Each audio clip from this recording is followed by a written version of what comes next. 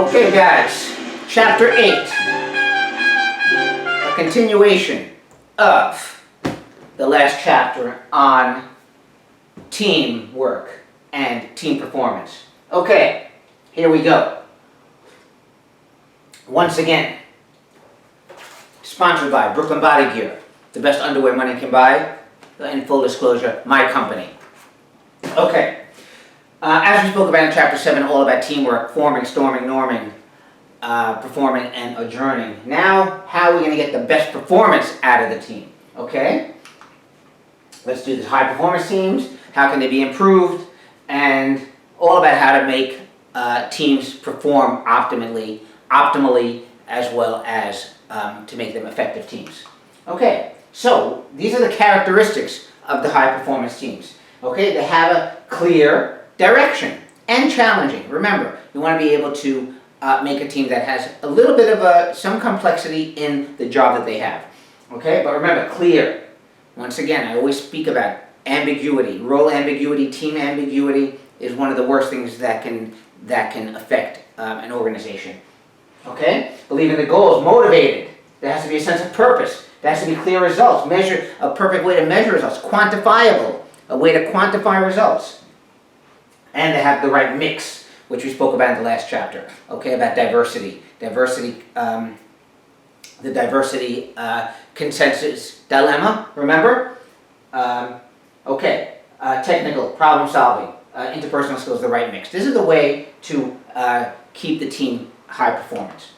Okay, new members worry about participation goals, control, relationship, and processes. If a team is already going, and then all of a sudden you become a new member, aren't you going to be worried about, hey, am I going to be part of this team? Are they going to accept me? What are my goals part of the team? I know what the team's goals are. Am I going to be part of the goals? Okay? And how am I going to, relationships going to be? And how much control am I going to have? So, we're going to talk about this. Distributive leadership. This is how they can be improved. So remember, we talk about this in my class all the time. Remember, there's always distributive leadership. The leadership is the sharing of responsibility of the group. What do I talk about in class? Who chooses when the tests are? I don't choose the test. I let the class choose the test. The class is a team.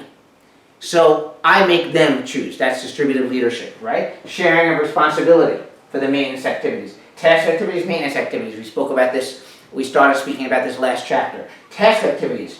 What is the actual job and the activities that the team needs to do? Maintenance activities. That's the social and interpersonal part. You're doing a great job. Let's do this together. Okay, I'm going to support you in whatever you're doing. So, and remember, the team members have to do probably both of them. It's not like someone's going to sit there and just say, great job, great job, great job. They're going to have to be part of the task activities as well. I would not be happy if I'm the one that is actually the coal miner and someone's sitting there. Great job, Didia. So, task activities, maintenance activities. They support the team to keep it together, and task activities, what the actual task is. Okay? Task contributions, offering ideas, clarifying suggestions, actually doing the work, maintenance activities, encouraging others, reconciling differences. Remember, if there's any differences, someone should try to be the one that's going to fix it, the diplomatic one. Okay? So what are the standards of the teams? Agreement, making agreements, and of course inviting participation. Okay? So here you go. Here's leading by task, offering ideas, suggestions, information, seeking information, giving information, and summarizing the decisions. Right? This is how to lead the groups. Okay? And the maintenance contributions, encouraging the others, reconciling differences. We already spoke about this in the slide before. Okay? Disruptive behavior. Remember, you have to put a stop to any disruptive behavior. When I used to teach this class in the evening, and, well actually, not even only in the evening. When I taught it in summer and winter and in the evening, when I had a longer time, I used to actually do a newspaper project where they would have to build a newspaper tower, and I'd make a team to build a newspaper tower. But this was some of the disruptive behavior. Sometimes there was bullying and being overly aggressive towards one another. I used to put people on a team and try to have them do something, and they would get extra credit for it. Not really big extra credit. Sometimes it would be 10 points on the final exam. But yet, when it came down to it. Sometimes people would withdraw and refuse to cooperate. They thought they were going to lose, so they didn't want to do any of the work, right? Okay, a form of self-confession, talking too much about irrelevant matters. People were just BSing about nonsense, right? And trying to compete for attention. Remember, you have to work together, not fight with one another. But this is some of the disruptive behavior that you have to put a stop to, okay?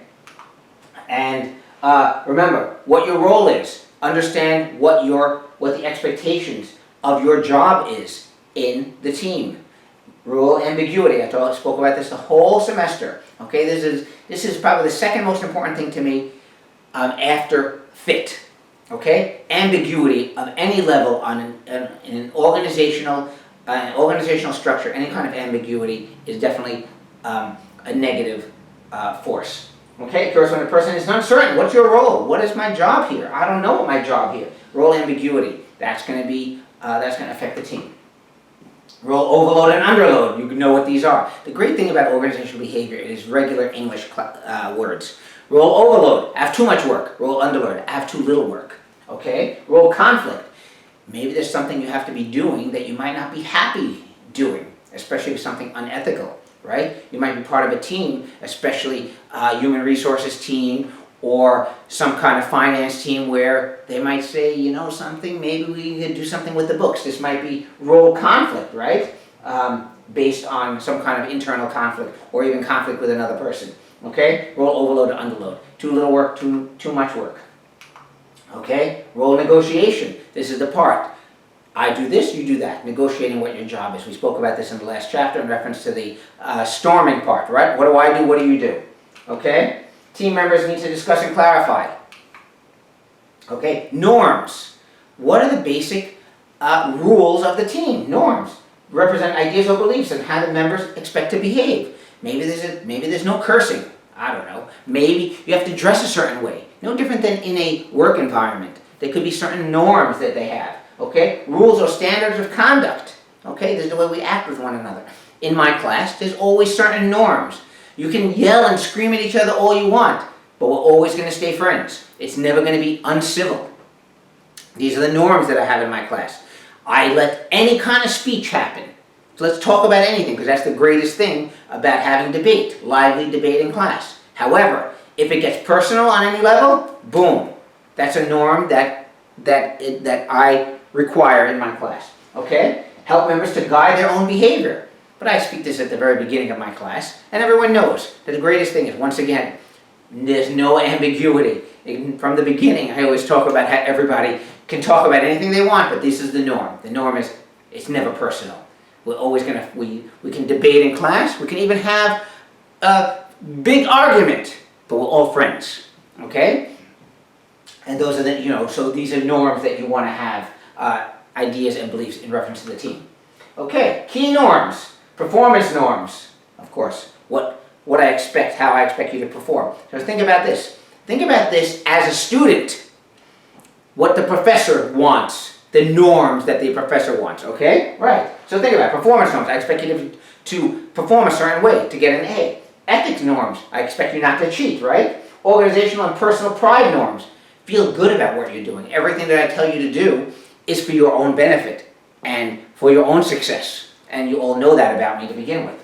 High achievement norms. I want you to shoot for the A. Don't shoot for the C. And I expect that from you, right? Support and helpfulness norms. I'll always support you, and I want everyone to support each other, which is why sometimes I do the Remind app where you guys can text each other for support, right? And improvement and change norms. Okay, maybe there's something that needs to be changed. Maybe I want to change the test. Maybe I want to change chapters.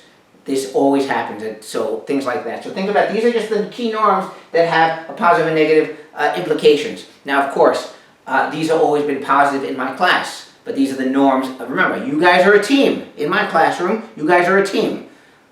And let's say you want to call me the team leader, but remember, I act as a team leader. I don't act as your boss. I act as a team leader, and people who've had me before understand, and this is why my classes are always full, which I'm very, very grateful for. But people understand that I have these norms, and the norms are always for their benefit and to help them succeed. Okay, so here are some more of how leaders can influence the norms. Positive role model. Think about me for a second, right? Positive role model, right? I set aside time to discuss goals and norms, right? I'm always talking in the class. Okay? Select members who can and will live up to the desired norms. Think about who I picked to be the team captains for your assignments. Okay? At the beginning, people said, why is this person being the team captain? Because I knew who's going to live up to the task at hand. Remember, you don't just get extra credit for nothing. You're going to get extra credit because you're going to be working hard, and I know you're going to live up to the norms that I require of you. Right? And reward and positively reinforce these desired behaviors. Of course, they're going to work harder, the team captain. So, understand this. This is how I create a team in the class, and my class has always been, I always looked at my class as a team, as teamwork. Okay? Cohesiveness. How well you guys get along. The degree in which members are attracted to each other. Okay? And motivated. Okay? There's a strong relationship between cohesiveness and performance. Think about that. If I get along with the people I work with, I'm going to perform better because I like the people. Okay? Now remember, it could be that they also like each other and they conform to the group norms. We're the same in these type of things. We all have these performance norms. We all have these ethical norms. We all have these the norms about behavioral norms. We all have those type of norms. Cohesiveness. Okay? So of course, this is a great thing. That the greater cohesiveness of the team, the greater the performance. But this is my favorite chart. Check this out. This is my favorite chart. So think about this. This side is of cohesiveness, how well they get along with each other. And this is the team performance norms. What are the performance norms of the team? So think about this for a second. You would think that if there is a cohesive group, then they're going to do well all the time. But actually not. Look at this. If you have a high cohesiveness, if you get along with one another, right? But your performance norms are low. You have low performance norms, or negative performance norms, right? Negative performance norms, but yet you get along well. That's actually the worst case scenario. Because think about it. I like the people I'm with, but I don't want to do any work, so what are you going to be doing? Hanging out, right? That's the worst case scenario. It's actually better to have low team performance norms, negative team performance norms, and low cohesiveness. Because if I don't like the people and I don't want to do any work, at least I'll do something, right? Because I don't want to hang out with these guys. It's not going to be good work. It's going to be moderate to low performance, but it's better than no performance, right? Which is the worst case scenario. I get along with them, but I have no performance norms. But of course, the best thing we know is high cohesiveness and positive performance norms, right? Is the best case scenario. But think about it. Negative performance norms, high cohesiveness, worst case. And of course, positive performance norms, but not cohesive. Okay, it's going to be about not moderate performance because you still, I may not get along, but I want to work hard, so it'll be moderate performance. But of course, the best thing is, of course, this. But think about it. Low performance norms, but high cohesiveness, the worst. Think about that for a second, which I find very, very interesting. Okay. Inter-team dynamics. What are dynamics? Just the interaction, right? The relationship between groups in the team. Okay? Remember the way the dynamics are. Think about dynamics when it comes to dinner, right? You go to dinner with your friends. 4 people going to dinner, and then all of a sudden someone says, I'm bringing my friend along, but nobody knows them. Now there's 5 people. Does that change the dynamic of the whole dinner? If only 2 people know them? Even if you all know them. Even if you all know this one person. Doesn't that still change the dynamic? Of course. Imagine not knowing the person. So inter-team dynamics, so understand that. Ways to achieve positive inter-team dynamics. Refocusing members on a common enemy or goal. Think about this for a second. Why is there such a rivalry between the New York Yankees and the Boston Red Sox? Because they hate each other. They have that rivalry. They focus their members on the common enemy or goal. This is why everybody goes to the game, because they love to see the rivalry. Okay? Inter-team dynamics. How do we get people to get along better? Hate competition with the other team, right? Okay? Negotiating directly with each other, right? Inter-team dynamics. Engaging members, okay, of different teams and activities to work together, okay? And refocusing the reward system, right? If the rewards are for the team, that'll help the team dynamics, okay? Now, let's say you have to make decisions. Let's say the team has to make decisions. There's many ways that the team can make a decision.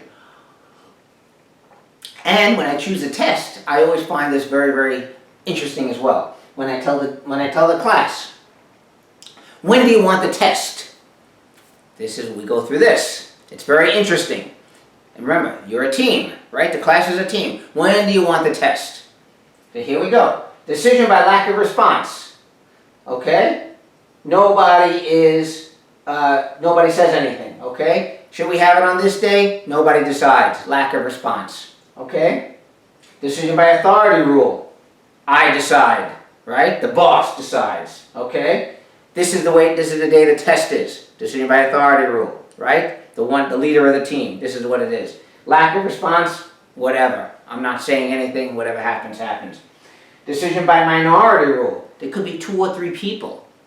Even though there's a group of 20, 2 or 3 people say, I want it on this day because I have a stats test. I want it on this day because I have a stats test, so I don't want to have it on that day. They railroad everybody else, and they try to push through. They dominate the group. Minority rule. Then everybody just says, okay, just shut up. Whatever you say. Okay, that's minority rule. Then of course but these are the best ways to do it. As you can see, it's in green. Okay, the best ways to do it. Majority rule. We know. Whatever the majority is, that's what's going to go. By consensus.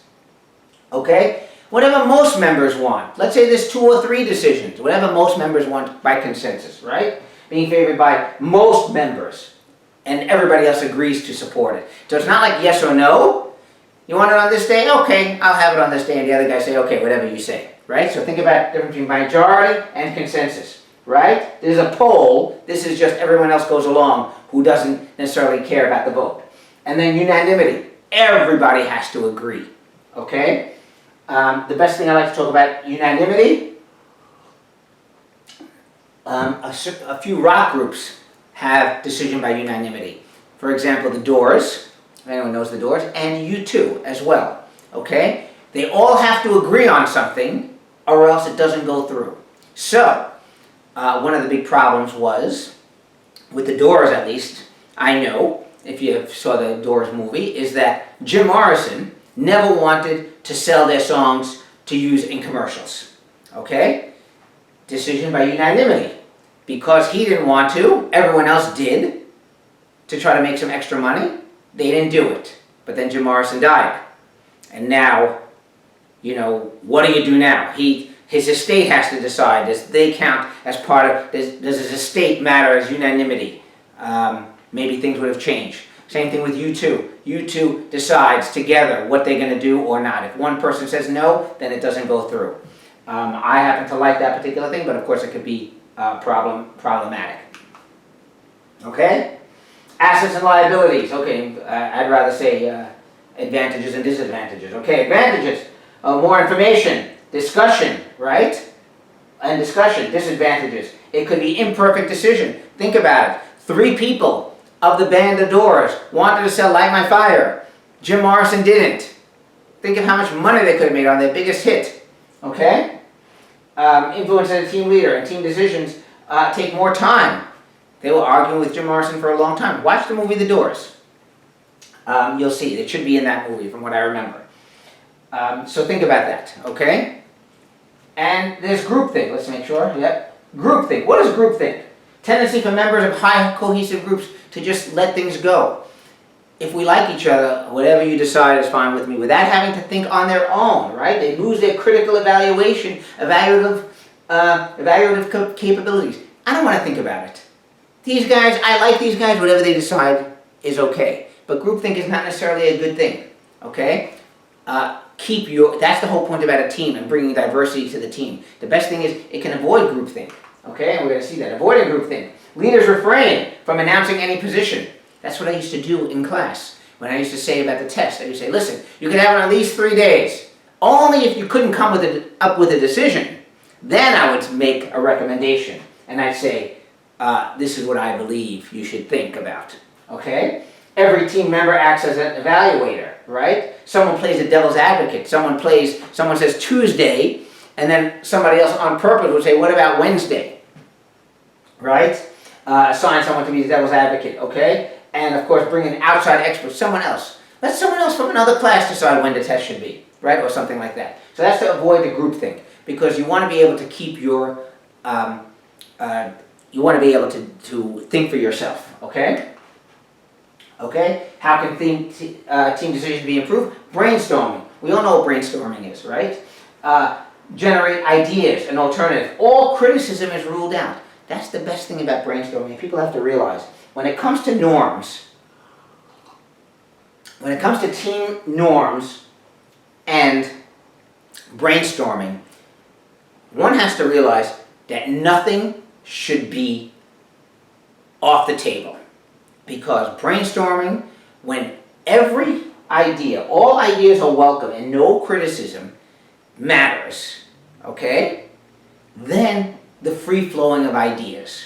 And I'm going to tell you a little story about my cousin, who used to work in a marketing company for TV shows. And they used to have to come up with ideas for commercials for the TV show. And how would they come up with the ideas? They'd go and brainstorm and they'd say, listen, every idea and every thought that you have, just say it. Okay? Nothing is ruled out. And that was the way that they were able to have this creative juices. Because even if someone has a thought that seems to be so out there, on any level, there could be a piece of it that you can work with. And that is the key. Okay? So, we live in a very politically correct society now, and everybody's watching what everybody says. That is probably one of the worst things that can happen in reference to brainstorming, because you might walk into the room and they say, well, anybody can say anything they want, and then all of a sudden you say something, and then all of a sudden you're in the human resources office. Okay? So this can affect any kind of creativity, and we're going to see, because we see what's going on now with this cancel culture and this politically correct world we're living in, and people are losing their jobs over saying something and saying things they said 30 years ago and stuff like that. This is going to affect any kind of creativity in marketing. Is going to affect creativity in business. This is going to affect innovation, and we're going to see it's not going to be the same.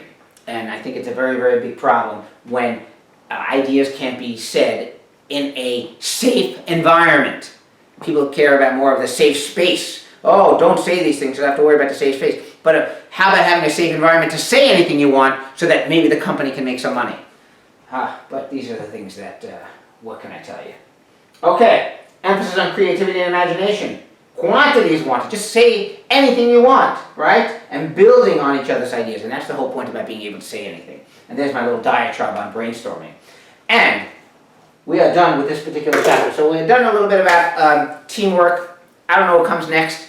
I'll have to see, but it'll be nice and exciting. Guys, I love you all.